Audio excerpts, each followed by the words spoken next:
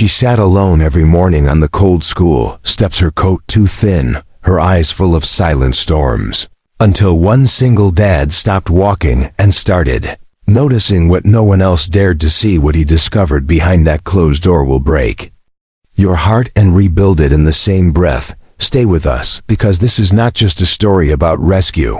It's about how a simple act of kindness turned into a second chance for everyone involved. If you are new to the channel, then please subscribe to the channel and like the video, and tell us where are you watching from now. Let's jump into the story. A pale blush of dawn stretched across the sky above Brook Hill, a sleepy town nestled between gentle hills and rows of aging oak trees. The narrow streets were still quiet, dew sparkling on mailbox tops and long grass. Streetlights clicked off, one by one, as birds unfurled their first songs. In a cramped apartment near the outskirts, a battered alarm buzzed, and Grant Martin stirred. Soft memories of a happier time fading like mist. He swung his feet onto the cold floor, rubbed his tired eyes, and whispered good morning to a photo on the dresser. Beside him, tangled in blankets, his 6-year-old son Ollie dozed, clutching a stuffed fox missing one button eye. Grant brushed a curl from the boy's forehead and breathed out slowly. Today would be like yesterday, and routine felt safe. He believed if he kept each moment predictable, nothing else could break. So the morning dance began. Toast popped up pale and undercooked. Oatmeal bubbled over because Grant forgot the stove knob again, and tiny mismatched socks disappeared beneath the couch, only to be found by Ollie's triumphant shout. Grant laughed, a sound rusty but real, while he tied Ollie's shoelaces double tight, every action small yet heavy with determination. Grief still slept in the corners of the apartment, yet father and son moved around it like careful dancers, creating space for gentle light. Grant's life used to feel larger, back when his wife Claire filled each room with energy and humming. After she passed from illness 2 winters ago, the world shrank. Even colors seemed duller. Grant coped by wrapping himself in structure. Wake up at 6, breakfast at 6:15. Leave the apartment by 7:10, walk to Brook Hill Elementary hand in hand with Ollie. Then hurry onward to the warehouse where he scanned boxes and stacked pallets until muscles trembled. Evening returned them home in the same predictable order. Dinner, homework, bath, bedtime story about brave knights who always won. This script held him together. He told himself he could not falter or everything would slip away. That fear lived behind his eyes, though few noticed. Neighbors greeted him kindly but never asked about lonely weekends or silent nights. Grant carried both parental roles with quiet grit. Still, sometimes loneliness crept under the door like cold wind, especially in the thin hour before sunrise, when shadows felt longest. Yet he swallowed the ache, focused on feeding Ollie, tying the last knot, and stepping outside. The fresh air smelled of cut grass and cinnamon from the bakery down the street. Simple signs that the world still turned. They ventured along cracked sidewalks toward school, early rays tracing long shadows beside them. Ollie skipped ahead, counting hopscotch squares marked faintly in chalk. With each hop he announced discoveries. A blue feather, a dandelion already gone to seed, a ladybug limping toward a safe leaf. Grant responded with gentle comments, careful. That his tone stayed light, because he had learned children are barometers of adult storms, and he wanted Ollie to feel only calm skies. As they neared the brick building of Brook Hill Elementary, a hush settled. There on the broad concrete steps sat a girl, perhaps 9 years old, knees pulled tight against her chest. A lavender coat too thin for the early chill wrapped around her small frame. Her hair, dark and tangled, framed a face streaked with tears that glistened briefly when sunlight hit her cheeks. She stared downward, almost willing herself invisible. Grant slowed unconsciously, a ripple of concern working through him. Ollie stopped too, his voice hushed. That's the girl I told you about, Dad. She is here every day before the bell, and she cries sometimes. Grant felt his heartbeat quicken. Questions flooded his mind. Where were her parents? Why was she alone? Was she hungry or simply frightened of the day? He took a step toward her. But his breath caught. Doubt spoke loudly. What if she didn't want help? What if someone misunderstood a stranger approaching a child? Responsibilities to Ollie tugged him back. The bell would ring soon. They were almost late already. Another parent might step in. Perhaps a teacher would notice. Surely someone else would help. The crisp clang of the first bell shattered the moment. And the girl flinched as though the sound itself could bruise. Grant's heart squeezed painfully. He reached for Ollie's hand and guided him toward the main doors. Each footstep felt heavier than the last. Guilt stuck to his shoes like wet leaves, yet he kept walking, because routine urged him forward. Because warehouses never waited. Because courage sometimes hides when you need it most. Halfway inside, he glanced back. Time slowed. The girl lifted her head. Their eyes met across the distance. Hers were large pools of pleading and sorrow, silently asking not to be unseen. That stare struck him harder than any spoken word. His mouth opened, yet no sound escaped. An unseen current seemed to pull him inside the building. The door closed behind father and son with a metallic click that echoed. Down the hallway. Grant's chest tightened as if he had left something vital on those steps. He paused by the attendant's desk hand hovering over the sign-in sheet. Ollie watched him with wide, curious eyes, but Grant only swallowed, forced a shaky smile, and guided his son to class. However, the image of the lonely girl clung to him like a shadow, pressing against his thoughts with every breath. While upstairs the morning announcements began, downstairs Grant stood frozen for a heartbeat longer. The story. Camera holding its frame on his conflicted face. Then he turned away, moving toward the exit. The screen fades to dark on the unanswered question. Will he return tomorrow to the girl on the steps? Dawn filtered into Grant Martin's tiny kitchen like a thin ribbon of gold. But he barely noticed it. He had paced the floorboard grooves all night, replaying the image of the crying girl on the school steps. Her silent plea tugged at him louder than any alarm. When the clock struck 6, he decided he would stop wondering and start showing up. He rummaged through half-empty cupboards, hunting for something gentle enough to offer a stranger. Only one blueberry muffin remained from yesterday's batch. So he wrapped it carefully in wax paper and slipped it into his coat pocket next to his phone and a tangle of keys. Each small action felt like stitching courage into his morning. Ollie shuffled into the kitchen, yawning, the boy's hair pointed every direction like a startled porcupine. Grant knelt and tied his sneakers snug, then packed the lunchbox with extra apple slices just in case. Father and son stepped outside together. Their breaths puffed white in the chilled air. They passed Baker Lane where the early ovens released warm, sugary smells. Grant thought he should have bought a fresh muffin, but time ticked too fast. The one in his pocket would have to do. Ollie skipped beside him, counting every fourth crack in the sidewalk, unaware of the storm turning in his father's heart. A single question looped in Grant's mind. Will I be enough if she needs help?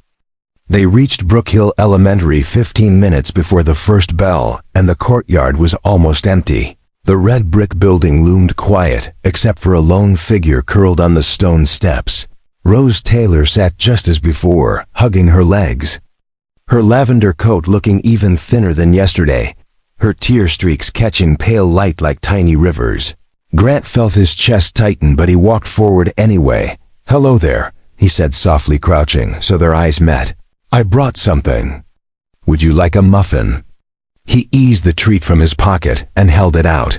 The girl's fingers trembled as she reached. Her nails carried dirt from days of playing in the cold without gloves. "Thank you," she whispered, nearly soundless. Grant noticed her cheeks reddened, more from shyness than from wind. "My name is Grant, and this is my son Ollie. We pass by every day. We were worried you might be cold." Rose nodded but kept her eyes down. "I am okay, really," she lied with obvious strain. Grant gently steered the conversation like a leaf on water. "Do you live close by?" he asked. Rose glanced toward the corner streets, then nodded again. "Just a few blocks. I walk myself. Is someone at home getting ready for work?" Grant continued. Her answer came halting. "My mom sleeps a lot because she works nights. She gets very tired." Her voice cracked on the last word. Grant heard the weight of those letters and felt them land heavy. No mention of a dad, no mention of breakfast. The muffin disappeared quickly beneath Rose's small bites, crumbs dotting her lap like snowflakes. Grant silently promised he would bring 2 tomorrow. One for her, and one to share with anyone brave enough to ask why. Ollie stepped forward holding a sticker cut into the shape of a lightning bolt. With great ceremony he peeled the backing and pressed it onto Rose's worn backpack. "You are in my hero club now," he declared. Rose's mouth curved in a shy smile, the first Grant had seen. Her eyes brightened just enough to whisper, maybe good things existed beyond pain. The bell rang and children spilled into the yard like colorful marbles. Grant walked Rose and Ollie inside. A low hum of chatter wrapped around them. Teachers waved. Shoes squeaked on waxed floors. Grant paused outside Rose's classroom. "Are you sure you are okay?" he asked again. She nodded, but her shoulders still sagged. Grant had no authority to stay longer, but something inside him shifted. Tomorrow he would arrive earlier, he told himself. Tomorrow he would ask different questions. Tomorrow he would bring a real breakfast. That night the Martin apartment filled with busy noises. Pots clanged, water hissed. Ollie practiced sight words while Grant searched the internet for kid-friendly recipes. He printed a coloring sheet of a superhero badge labeled Hope Squad, which Ollie would love to color and give to Rose. Yet underneath these tasks Grant sensed deeper currents. He remembered how lonely grief felt after Claire passed. Memories of strangers who offered casseroles or whispered prayers came rushing back. Small kindness had kept him afloat during storms. Now it was his turn to be that kindness. He planned a new schedule on a scrap of paper. Wake earlier, pack extra food, buy warm gloves in the morning. He slipped the list under a magnet on the fridge like a promise. For the next 4 days Grant and Ollie left home while the moon still dangled in the gray sky. Each dawn they found Rose waiting. Each dawn they added something small. Monday, it was a thermos of hot cocoa that steamed in the frozen air. Tuesday, a pair of fuzzy mittens with rainbow stripes. Wednesday, a notebook with colored pencils. Thursday, a hand-sewn patch for her backpack to replace loose tape. Rose's guarded shell cracked bit by bit. Her murmured thanks grew a little louder. Her shoulders straightened. She told them her favorite animal was a sea turtle, her favorite word shimmer, and that she dreamed of one day dancing on a big stage. Ollie demonstrated his best break-dancing move, which looked more like a wobbly starfish but made Rose laugh. Grant watched the laughter like sunrise inside her, bright and fragile. Every evening Grant journaled small notes about what Rose mentioned. Favorite colors, allergies just in case. A silent map of concern forming lines across his notebook. He also wondered why no teacher had noticed her sadness yet. He wondered how long she had been walking alone. Winter crept closer and daylight shortened. The sense of urgency knotted tighter behind his ribs with each heartbeat. Still he reassured himself that tomorrow he would talk to the counselor. Tomorrow he would call someone who might know Rose's mother. Tomorrow he would widen the circle of care. Tomorrow, Friday dawn arrived glazed with frost. Grant brewed coffee humming an off key tune. He packed a blueberry muffin fresh from the bakery this time. He chose it because Rose once said blueberries looked like tiny planets. Ollie colored a new badge featuring a dancing turtle. They hurried down the familiar sidewalk. Yet when they reached the school steps, the concrete was empty. No lavender coat, no tear-streaked cheeks. Grant felt cold seep into his bones far deeper. Then the wind. Fear whispered she might be sick, or worse, she might not be safe. He checked the time, still early. He scanned the street. Every shadow felt hostile. He told Ollie to wait by the flagpole, then hurried into the front office. His voice shook as he asked if Rose had arrived. The receptionist checked the attendance list, then shook her head. Grant thanked her, but the words tasted like sand. Walking back outside, he felt the weight of unfinished promises thrumming in his chest. The camera of this story would now zoom tight on his worried face, one hand cradling the untouched muffin.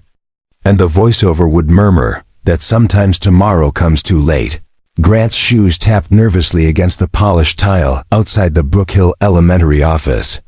The receptionist flipped through the attendance sheet, and her pen hovered over an empty line where Rose Taylor's name should have been. The blank space felt like a sudden hole opening inside Grant's chest. 5 mornings of shared muffins and shy smiles had woven a fragile thread between him and the quiet girl, and now that thread felt snapped. He managed a thank you that tasted dry, hurried back to the sidewalk where Ollie waited by the flagpole, and knelt so they were eye to eye. "Dad has to check on Rose," he murmured, and Ollie nodded, solemnly clutching his backpack straps as though they were reins keeping fear at bay. Grant guided his son toward the classroom door, promised to return by dismissal, then turned and walked away holding an untouched blueberry muffin that had been meant for a friend who never arrived. The address the school finally released after checking Grant's identification led him to Riverstone Flats, a sagging 3-story building crouched beside a gray river. Peeling paint curled like tired ribbon from its siding, and iron rails rusted orange over frayed welcome mats. Graffiti bloomed across the dumpster, and broken bottles glittered along the curb. Grant parked beneath a leafless maple that dripped cold water onto his windshield. He climbed an exterior stairwell smelling of damp carpet and stale smoke. Each wooden step protested beneath his weight, sending creaks echoing through the hollow space. Apartment 2B sat halfway down the second corridor, its green door dulled to olive, a single cracked peephole gleaming like a lonely eye. Grant lifted a fist and knocked once, silence, twice, still nothing. A third knock and a faint voice croaked, "Doors open." The knob turned with little resistance, and the door swung inward as though pushed by its own exhaustion. The air inside felt heavy, tinged with sour milk and something metallic. Blinds hung crooked, casting thin stripes of winter light across a cluttered living room. Children's drawings curled on the floor beside stacks of unopened mail.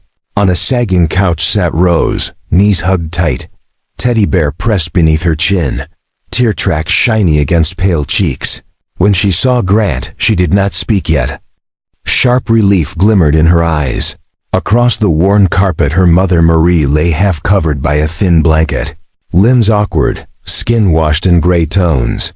An empty prescription bottle rested against the baseboard near her open hand. Grant's pulse hammered, but he kept his voice level. "Rose, it's Grant, may I come in?" She nodded once, small and quick. He hurried to Marie's side, crouching low, fingers at her neck feeling for life. The pulse was weak yet present. His phone was already dialing emergency services while he spoke. Calm words he hoped would reach the girl. "Help is on the way. You are safe. You are not alone." Rose crept closer, clutching Grant's sleeve with trembling fingers as distant sirens began their rising wail.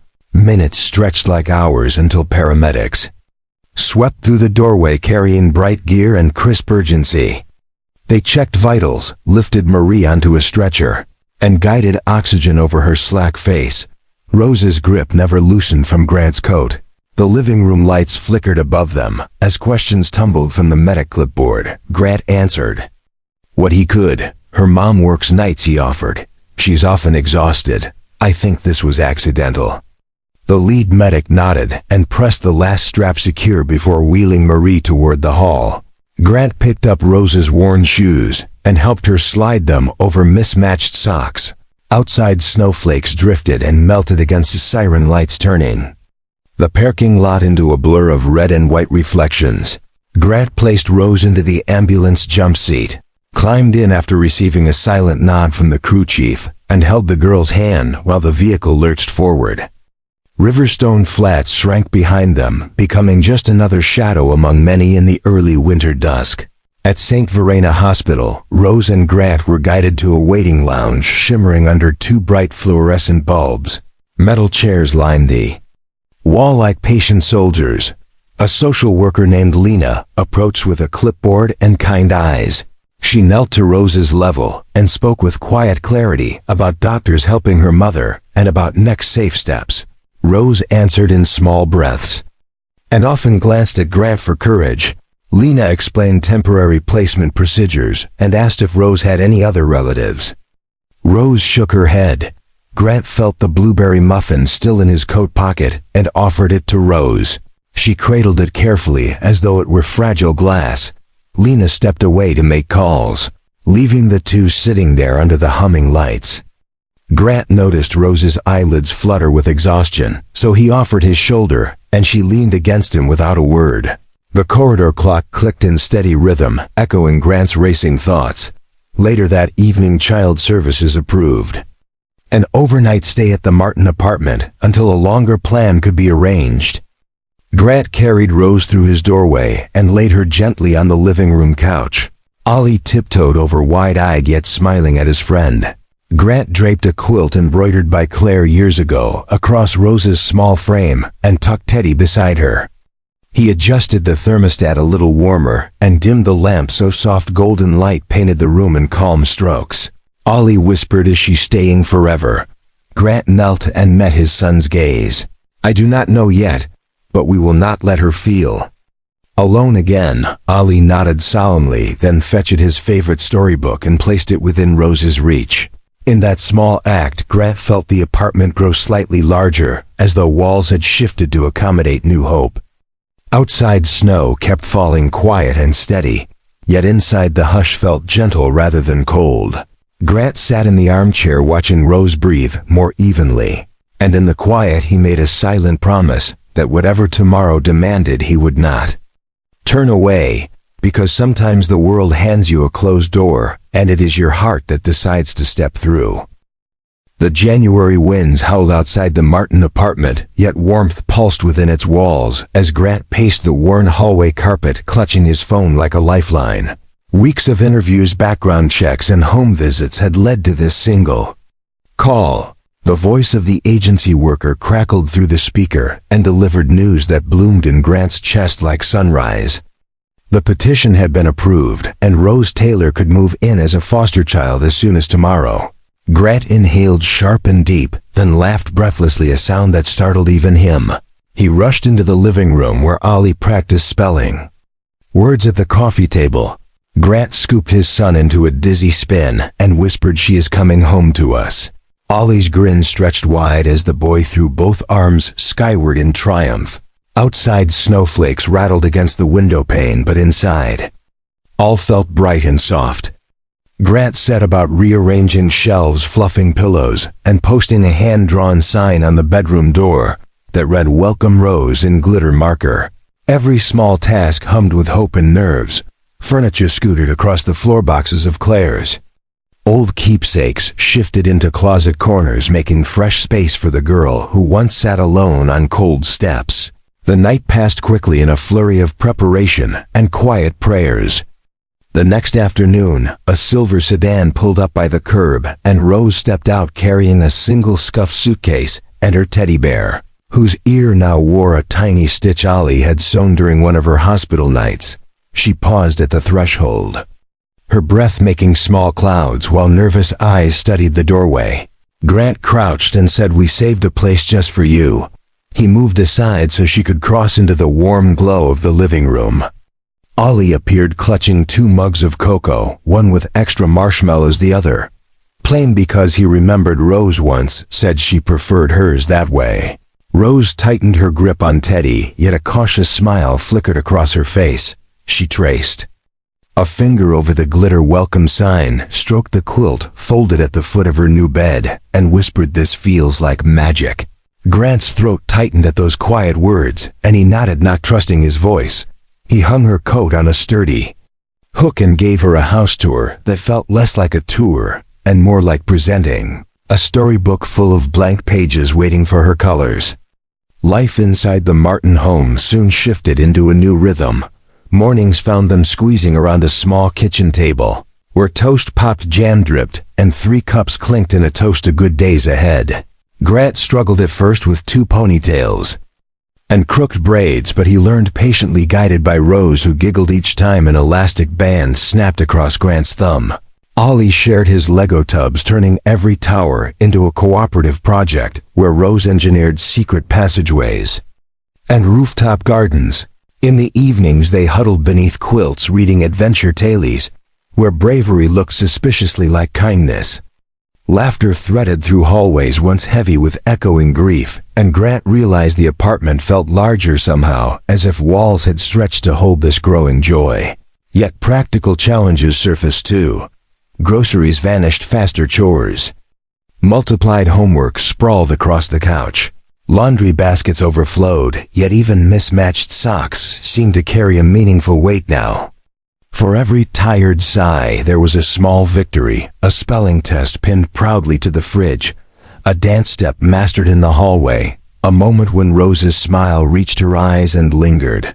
Meanwhile, Marie Taylor fought her own battle within the bright halls of a rehabilitation center 2 towns away. Grant drove Rose to visit each Saturday afternoon, navigating snowy highways, while they sang softly along with the radio. Mary's voice grew stronger each week, and she thanked Grant again, and again, her gratitude, a gentle river, impossible to dam. She told stories of her childhood, of dreams, set aside yet not forgotten. Rose listened wide-eyed and squeezed her mother's hands. Though Marie's road to healing was steep, she climbed with renewed resolve, fueled by the knowledge that her daughter was safe, cared for, and loved. Grant sat quietly in the corner during those visits, smiling when mother and daughter laughed. Over shared memories, he did not press about the future, choosing instead to anchor himself in the steady good of the present. Small steps, larger hope. Spring tiptoed into Brookhill, bringing warmer air that carried scents of lilac and fresh soil. One bright Saturday, Grant suggested a neighborhood picnic to celebrate new beginnings. Ollie lit up at the idea of hosting a lemonade stand, and Rose immediately began sketching a logo for Team Second Chance, complete with capes fluttering behind cartoon lemons. They spent the morning squeezing fruit, measuring sugar, and decorating a cardboard booth with streamers salvaged from the dollar store sale bin. At the park, sunshine bounced from every blade of grass. Children chased kites and old friends swapped winter stories. Grant set up the stand near a shaded bench while Ollie shouted catchy slogans, and Rose poured the first cup with careful grace. A handwritten sign explained that all proceeds would support local families in crisis. Passers-by smiled at the earnest duo, and coins clinked into a jar until it sparkled half full. Rose's eyes gleamed each time she tallied sales on a notepad. Her earlier shyness replaced by bright purpose. At one point, Marie arrived escorted by Lena, the social worker, and the reunion sparkled like the lemonade itself. Marie hugged her daughter tightly, then pressed a $20 bill into the jar, whispering, "Help someone else find hope too." As afternoon sun dipped lower, Grant watched Ollie and Rose high-five sticky palms after surpassing their donation goal. Neighbors gathered to clap and cheer while a breeze tugged at their homemade capes. In that golden light, Grant felt Claire's presence like a soft hand on his shoulder. He imagined her proud smile and whispered a quiet thank you toward the sky. Soon picnic blankets folded and laughter drifted homeward. Grant packed the stand into the trunk, then paused to survey the scene. 2 children raced ahead through drifting petals, loud with happiness. Marie waved goodbye, heading back to the clinic stronger each week. Lena stood beside Grant and remarked, "Some doors open, because kind hearts push gently." Grant nodded, contemplating how a muffin and a conversation had blossomed into this tapestry of second chances. He breathed in the sweet, cool evening, now rich with promise. That night, bedtime stretched long with stories and whisper giggles. Grant tucked Ollie under dinosaur sheets, then paused in the hallway, listening to Rose hum while arranging her favorite books along a shelf. He knocked softly, and she invited him in. They talked under dim lamplight about dreams and fears until eyelids grew heavy. As Grant rose to leave, Rose caught his hand and murmured, "You gave me a home when I felt lost." Grant knelt and answered, "You showed us our hearts still had room for more."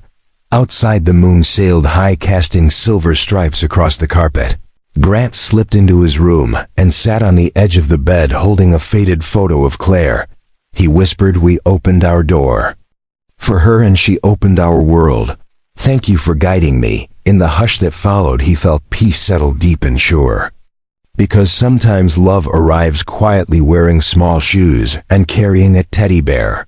Sometimes family grows not by blood, but by courage. And sometimes one extra seat at the table becomes the place where miracles sit. Then Grant turned off the tooth lamp, letting the night wrap around his home while tomorrow waited patient and bright.